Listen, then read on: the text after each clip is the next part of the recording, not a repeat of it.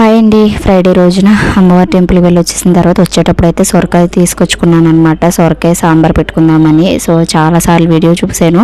So చెయ్యాలి అనిపించి నాకు ఇది సొరకాయ చాలా ఇష్టం అనమాట. పప్పు అయితే ఉడికించి పక్కన పెట్టేసుకున్నానండి, మెత్తగా మెదిపేసుకొని.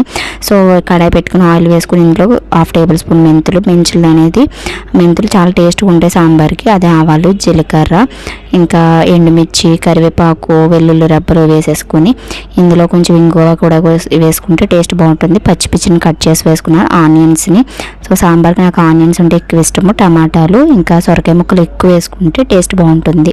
సో మగ్గిచ్చేసుకోవాలి, ఒక 10 మినిట్స్లో మగ్గిపోతాయి అన్నమాట. ఇప్పుడు ఇందులోకి ఇంకా మనం కొంచెం చింతపండు గుజ్జును అయితే యాడ్ చేసుకోవాలి. పసుపు, కారం, ఉప్పు అవి కూడా వేసేసుకొని ఇంకా మన పులుపుకి తగ్గట్టు కొంచెం చింతపండు గుజ్జు, ధనియాల పౌడర్ కూడా వేసుకున్నాను. సో ఇలా ఒకసారి బాగా